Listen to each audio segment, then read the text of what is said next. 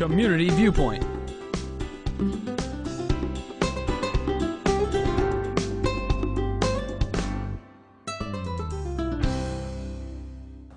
And welcome to another edition of Community Viewpoint. I'm John Pawlak, your host for this edition, as I have been for god awful 14, 15 years. And I'm still here. They can't get rid of me. But anyway, it's going to be a lovely interview, more lovelier than the weather. I'm getting sick of the wind and the cold. But we have a real trooper with us today, one of my long-standing friends from out here, Paul Elefante, who you've seen, like myself, putting on events year after year after year, and we're still here. And we're still putting on events. Yes. But Paul is going to be talking today about the WWE. It has nothing to do with wrestling or anything, right? No. It's the Wild... I'm getting too old to wrestle. Yeah, Wild West Extravaganza. And that's coming up when the weather's going to be nice. You left off. It's the Wild West Extravaganza and Bluegrass Festival. You forgot the Bluegrass. Grateful Dead going to be playing? Not this year. Oh, okay. So, what does that entail? The Wild West Extravaganza. Let's start with the Bluegrass. What's with that? Several years ago, excuse me, I got a Was it a froggy voice. commissioner that was involved with that? Yeah. Dan Schinhofen started that, and I think it was even maybe before he was a commissioner. Yes. And they used to hold it over on the Yes. park over there. And then Wild West Extravaganza was always at Saddle West. For years, it was in that dirt lot at Saddle West. So, you know, there was talk about how both of these could benefit. And so a merge took place, and we moved to the park, which made it a lot more comfortable. Yes. For people and for the entertainers and all of that. So this is going to be I think it's our 4th year of the Wild West Extravaganza and Bluegrass Festival. And so Dan still takes care of getting the music. Okay. And there are some bluegrass bands that have been coming back year after year. I mean, there's people in this town, they know those groups. Oh, and cool. There are certain groups that they really, really enjoy, and they kind of follow. They go to other festivals and follow them. Oh, that's great. And that's going to be the entire weekend. It's going to be May 4th, 5th, and 6th. Right. Right. We're always going to be the first full weekend in May. Okay. So that way it helps the music to plan that weekend, and it helps vendors to plan. I mean, they know that the first weekend in May is the Wild West, and so they can plan on coming and being here. And when you say the park, which park? Patrick Park. Yes. So, okay, so that's the Bluegrass, and Wild West Extravaganza. How did that start? Who did that start with? Bob Baker had this idea, and I remember we were sitting at, I think we were at the Moose Lodge for a chamber. I think it was an installation, or it was election of officers. And this is like back in '02 or something. And so Bob Baker's sitting there, and Tim Hafen was sitting there, and they were talking about I guess Tim Hafen used to have some Longhorns.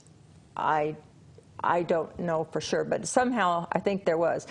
And so Bob Baker wanted to drive Longhorns right down Highway 160, leading to this event. And for a couple of years, it was a matter of square dancing and music and dancing in the Nugget parking lot. Okay. Way back when. And then it kind of grew where you get the gunfighters that would come out and they'd do their fighting skits, and then, you know, vendors wanted to be involved, and it has grown and evolved year after year to a fun family event. Oh, and this year too, we had the Little Britches Rodeo. I was not, since I don't have little kids anymore, I was not aware of Little Britches rodeos. And it's youth rodeos. And so they will be going on Saturday and Sunday. So May 5th and 6th. They'll be in the arena? In the arena. Okay. Okay. And there is some talk, nothing's for sure yet, but there's some talk about having a taco fest. Okay. And what it'll be is like a taco cook-off, kind of like a chili cook-off. So you'd have people that had set up booths and they're making tacos, and you buy your tickets and you can sample the tacos. Oh, that's going to be fun too. Yes, it's interesting. Yes. Yeah, so that would be something new. The parade started, I guess, this would be the third year for a parade, and that starts right around 372, because they can come in from like behind the Nugget and get out on the highway, Okay. and come to the park. And that's going to be on Saturday? On Saturday the 5th. At what time? It's usually about 9. 9? Okay. So somewhere around there. I will be back on this show before that event, or one of us, somebody will be, when we get closer to the event where we really have things more finalized. So we're just whetting your appetite right now. So That's it. So what are some of the other things that'll be happening for that? Did we show the flyer yet? We will do that now. There. Yes. The reenactors. Last year, one of our guys, Jim Hanna, there will be a trail ride, so he's setting that up.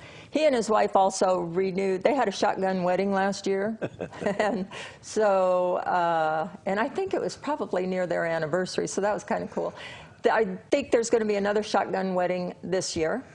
And that's fun because you have the gunfighters, the reenactors, the guns and garters, who, they've got their shotguns, and then they're marching Jim in, or the groom into, up to the preacher there, so that they can do this wedding. So that's a fun thing. And there's going to be a hay ride on the tractor. I think Freedom Range Ranch is doing that. They did it last year, and they had their little train out there, and the kids love it. They can either get up on the wagon on the hay bales, or they can get on the train, and it kind of goes around the park.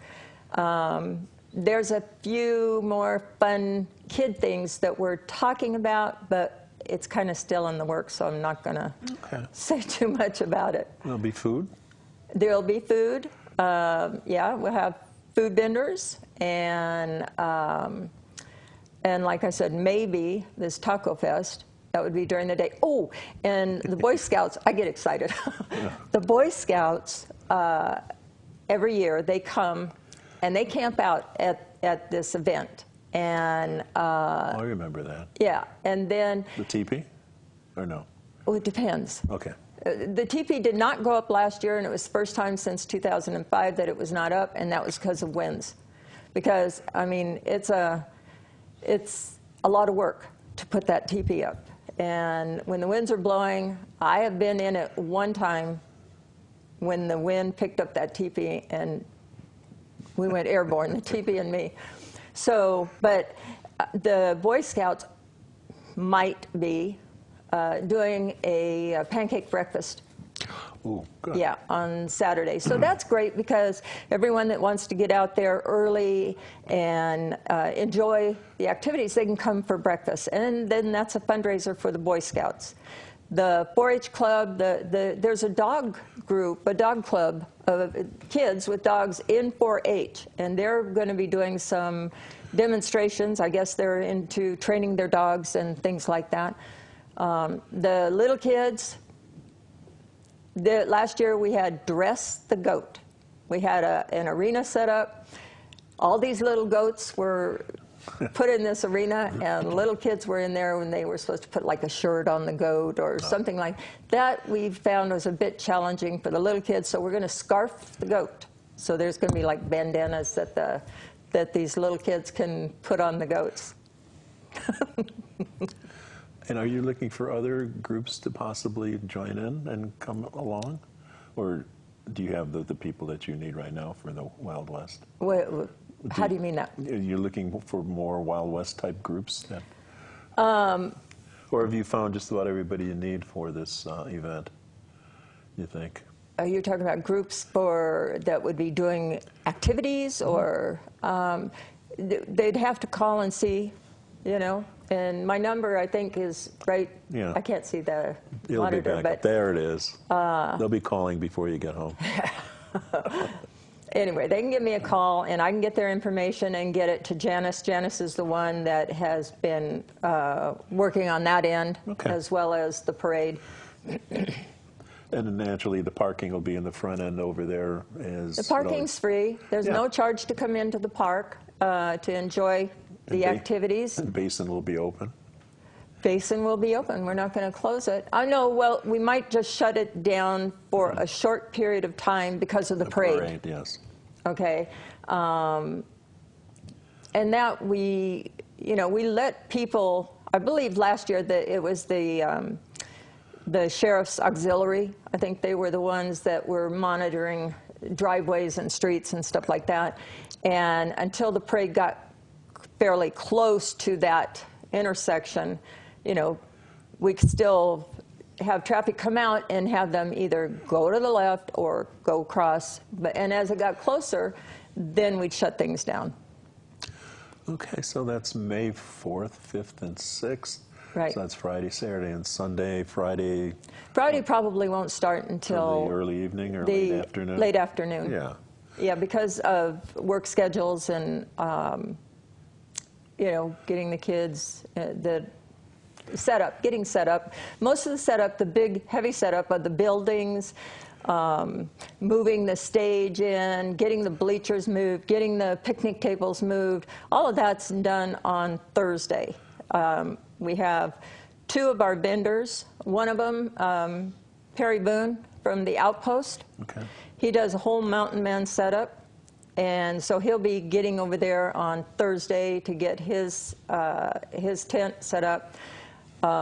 Marvin Redeye, who's involved with Powwow, he will be coming in on Thursday and getting his stuff set up. And with that, we're out of time. Thank you. And we'll see you on the 4th, 5th, and 6th of May. And wait, I'll tell you about Earth Day coming up, too. So that's coming up. Community Viewpoint.